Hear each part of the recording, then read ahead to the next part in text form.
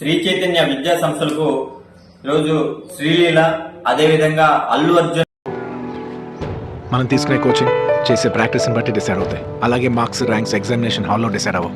మనం ఎంచుకునే కాలేజ్ వాళ్ళు ఇచ్చే కోచింగ్ని బట్టి డిసైడ్ అవుతాయి. మీ భవిష్యత్తు ఎక్కడో లేదు, ఈరోజు మీరు తీసుకునే నిర్ణయంలో ఉంది. నీట్ అయినా ఐఐటి అయినా బెస్ట్. అల్లు అర్జున్ లాంటి వాళ్ళు ఈరోజు బ్రాండ్ అంబాసిడర్లుగా ఉండి కొన్ని విద్యా సంస్థల్లో మీరు చేరండి, అన్నిటికన్నా అన్ని విద్యా సంస్థల కన్నా ముందస్తుగా మా శ్రీ చైతన్య విద్యా సంస్థలకు మించినటువంటి విద్యా సంస్థ ఏది లేదు. ప్రథమ ర్యాంకులన్నీ కూడా మావే వస్తాయి, మా దాంట్లోనే మెరుగైన విద్య అందరికీ అందుబాటులో ఉంటుంది, అందిస్తామని చెప్పి వాళ్ళు చెప్పినటువంటి యాజమాన్యం ఏ విధంగా అయితే గైడ్ లైన్స్ వాళ్ళు అయితే స్క్రిప్ట్ రాయిస్తారు, ఆ స్క్రిప్ట్ ని వీళ్ళు బ్రాండ్ అంబాసిడర్ గా ఉంటూ శ్రీలీల కావచ్చు, అల్లు అర్జున్ వీళ్ళందరూ కూడా ఈ పద్ధతిలో వాళ్ళని శ్రీ చైతన్య కాలేజీని యొక్క బ్రాండ్ ని ప్రమోట్ చేసే పరిస్థితులు వీళ్ళిద్దరికీ కనిపిస్తుంది. వీళ్ళు లక్షల రూపాయలు దోచుకోవడం కోసం ఈరోజు లక్షలాది మంది విద్యార్థులు వారి యొక్క తల్లిదండ్రులు వీళ్ళు ఏదైతే బ్రాంచ్ ప్రమోట్ చేస్తున్నారో శ్రీ చైతన్య కాలేజీ మంచిగా ఉంది, మెరుగైన విద్య అందిస్తుంది, ప్రతి ఒక్కరిని కూడా ఆ పద్ధతిలో ఉన్నత స్థాయి శిఖరాలకు చేర్చే విధంగా ఉంటుందని చెప్పి శ్రీలీల గారు కావచ్చు. ఒక పక్క యాక్టింగ్, మరో పక్క నీటిలో టాప్ ర్యాంక్, అలా ఎలా లీలా? శ్రీ చైతన్య ఉందిగా, అనుకున్న రిజల్ట్ రావాలన్నా కోరుకున్న గోల్ చేరాలన్నా సరైన సపోర్ట్ కావాల్సిందే. అల్లు అర్జున్ గారు చెప్పే మాటలు నమ్మి చాలా మంది ఈ విద్యా సంస్థలో చేరిపోయేసి వారి యొక్క ఉన్నత స్థాయిలకు కాదు కదా, కనీసం వారు తిరిగి ఇంటికి వెళ్తారు లేని పరిస్థితుల్లో ఈరోజు శ్రీ చైతన్య విద్యా సంస్థల హాస్టల్లో ఆ విధంగా ఇబ్బందులు ఎదుర్కొన్నారు.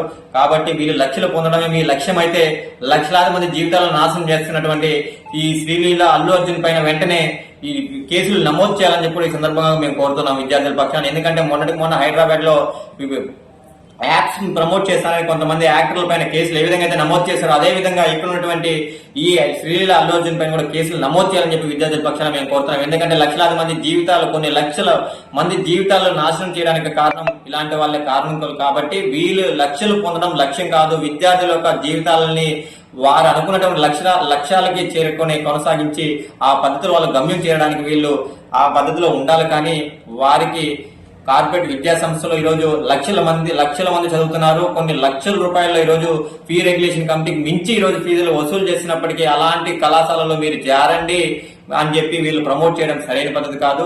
అందుకన్నా ముఖ్యంగా ఏంటంటే ర్యాంకులు. మీరు ఒక విద్యా సంస్థకి బ్రాండ్ అంబాసిడర్ గా ఉన్నారంటే అది కరెక్ట్ గా ర్యాంక్ వచ్చిందా? మన శ్రీ చైతన్య విద్యా సంస్థలోనే చదివి అతనికి ర్యాంక్ వచ్చిందా, లేకపోతే నారాయణ విద్యా సంస్థలో చదివితే ర్యాంక్ వచ్చిందా, మరి ఇంకొక ప్రైవేట్ విద్యా సంస్థలో చదివితే ర్యాంక్ వచ్చిందా?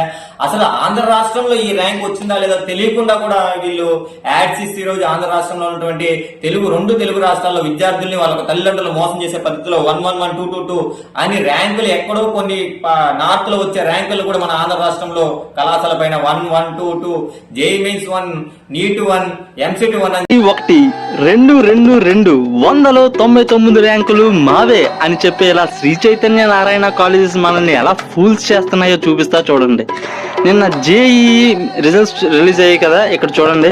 శ్రీ చైతన్య కాలేజ్ నుంచి 34th ర్యాంక్ సాన్వి జైన్, ఇక్కడ చూడండి. నారాయణ ఇన్స్టిట్యూషన్ నుంచి same 34th rank Sanvi Jain. ఒకే అమ్మాయి రెండు కాలేజీలు ఎలా చదివింది నాకైతే అర్థం కాలేదు. ఇంకా అయిపోలేదండి, ఇంకోటి ఉంది. 28వ ర్యాంక్ చూడండి, పి మీట్ విక్రమ్ బాయ్. పి అంటే ఏంటి అనుకున్నారా? పదండి నారాయణ వాళ్ళని అడుగుదాం. పరేక్ మీట్ విక్రమ్ బాయ్. పి అంటే పరేక్ అన్నమాట. ఇంకోటి చూసారా, 2 ఇన్స్టిట్యూషన్స్ అప్లికేషన్ నెంబర్స్ ని ఎంత దర్జాగా పబ్లిష్ చేశారో. కానీ ఏం లాభం, జేఈ మెయిన్ రిజల్ట్స్ చూడాలంటే మనకి అప్లికేషన్ నెంబర్ తో పాటు డేట్ ఆఫ్ బర్త్ కూడా ఉండాలి.